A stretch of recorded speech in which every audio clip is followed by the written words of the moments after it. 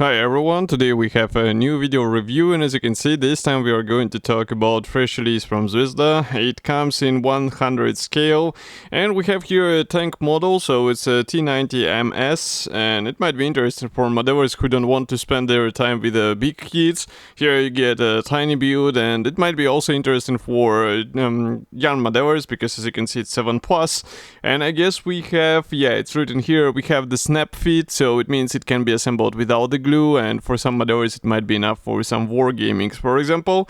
So the box art is quite nice here, and the kit style or the boxing style is typical for this brand, so here is a comparison with my hand. We also have the kit number written somewhere here, where it was written 7434. And well, what I have here on the table, it was purchased with help of some of you, because you were directly asking to be checking this kit, so that's what we are doing today. So first of all, as you can notice on the sides, we don't have that much of the information. Here on the rear side we have also ads for some other kits from the same series. Some of them were reviewed by me, so you can find them easily on the YouTube channel. And also this is a side opening box, and here's what we have inside. So it's a plastic bag. Then we have also the decals, and we have assembly manual, so quite a simple package, and it's quite funny that the decals are packed separately, but we will talk more about this later. First of all, I would like to start with the plastic bag, which is sealed, and it means that I will have to use scissors in order to quickly cut through it, because I thought it will be slightly different plastic bag, but I forgot that this is a Zvezda kit. So, here we have two plastic sprues. Here's the first one, and maybe I'll open the lenses because it's dark green plastic, that's why it's a bit dark. And here you can see that we have the parts for the lower hull section, so those are the tracks, those are the side panels, actually those two, and this is the floor panel for the lower section. Here we have also the side skirts, and here we have some parts for the rear or engine area of the side skirts. So, I guess it's also worth zooming in so that you can see the details on those parts. I like that the tracks are molded together with the road wheels. It means that you won't have to deal with separate track links or maybe separate track sections. Such design is always easier to work with, and this kit is not an exclusion from this rule, and I think it's also doable to do the proper paint work. And here you can also see some other panels from the same sprue. So if I flip it over, here you can check the parts from the opposite side. We have really large guiding elements which will help you with assembly, and that's why they are designed this way, because as you remember, we are dealing with the snap fit kit, which should be assembled without the glue. Next we continue with the sprue A. This one is interesting because here we get the turret parts, and we also get the top panel for the hull area. So as you can see, we have a lot of pre-molded details. Obviously the hatches are molded shut, so you won't be able to do much, and I guess this is something what we expect from such a small scale kit, so there is no surprise, as I said already.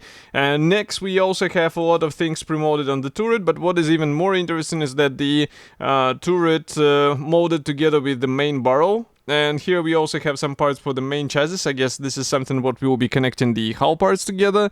And also here we have some parts for the rear section, but it's also worth zooming in so that you can see what we actually have here in terms of the turret details. As you can see, it's a very detailed molding quality, so it will take some time to properly paint it with the pointed brush, but I think it might be worth it. And here you can see this one-piece barrel, but what is even cooler is that we do not have any attaching points on the barrel, so you can just separate it and have a nice clean result. Again, on the opposite side we have really big guiding elements. Attachment points in some places are placed right on the edges, so be careful with this, because it might be easy to damage the parts, but I think it's doable. I mean, it's possible to separate the parts properly, so I don't think you'll have any issues here. And again, the pre-molded details, they look quite fine for this tiny scale. And just to remind you about the size, here is comparison with my fingertip. Even in this scale, T90 might be a bit large, but it's 100 scale, so it's quite tiny. And obviously there are no figurines included, so do not be worried, you will not have to deal with the small guys being installed here and there. As for the decals, we have the full number registry, which is rather surprising, no red stars, and I'm not sure if actually T-90MS received the stars on the hull or on the turret, so that's what we have here. But the printing quality looks great, and it's always nice to have the full number registry because you can replicate something different if you would like to. Of course, T-90MS is also a good opportunity to play a bit with the markings. Next, we continue with assembly manual. So here I will close the lenses a bit so that you won't be blinded by the white pages. And here we have the black and white brochure. As you can see, on the first page we have the short history note, and we have assembled model in a black and white version.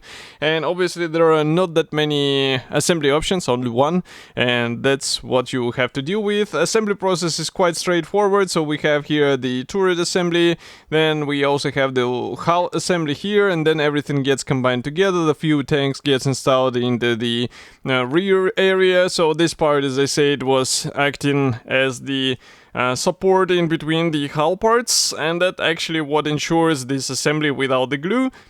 But overall, I really like the design, so it's quite straightforward, and I think children will be also having fun building this, even though in original idea it was designed to be used in the war games, but I guess this is not an exclusive use, and you can find some interesting ideas for the dioramas, for example. And of course I will be happy to hear your opinion. What do you think about such release? Write it here in the comment section below, and I will see you in the next video review as usual. Thank you for joining me today, and bye.